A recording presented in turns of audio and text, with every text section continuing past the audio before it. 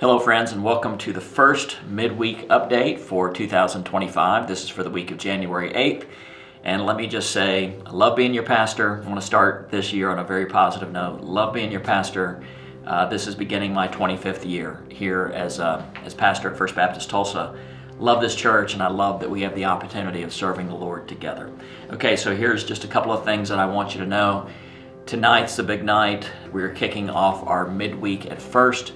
We're having free breakfast for dinner tonight at 5 o'clock, and then at 6 o'clock all of our classes start.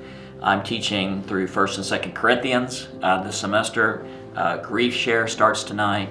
Our Chief Operating Officer, Rusty McGee, is doing a one session on church finances and how we manage those finances here at the church. So if you have any questions, great opportunity. Next week starts Financial Peace University. And then we have men's and women's studies ongoing, and there'll be a few courses that start later in the semester. So everything starts tonight. Come for free breakfast for dinner and enjoy some great classes. Also this week, tomorrow, Thursday, January 9th, is Memory Cafe. I want to keep that in front of you. And then this next Sunday, January 12th, our new members class.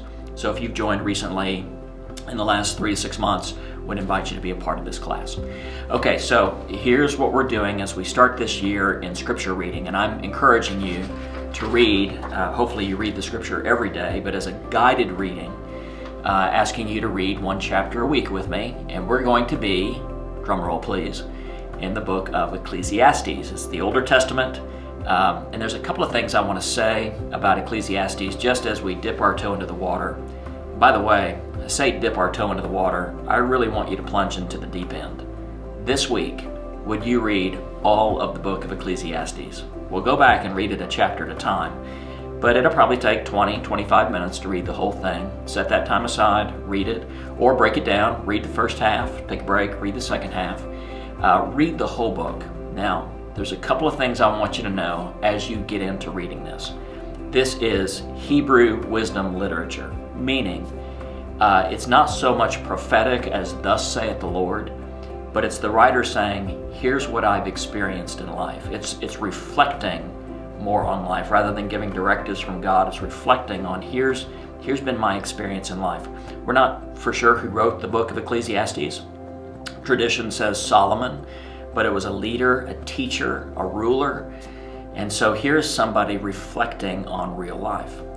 Second thing I would have you to know, and this does tie into the Hebrew wisdom literature as well, it's not out to understand life, it's out to learn how to trust God.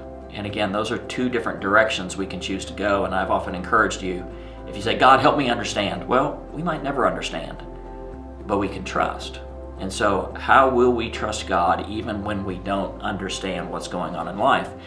And then the final thing I want you to know, and this is my favorite, that the book of Ecclesiastes refuses the well-worn, well-rehearsed platitudes that we often hear in life.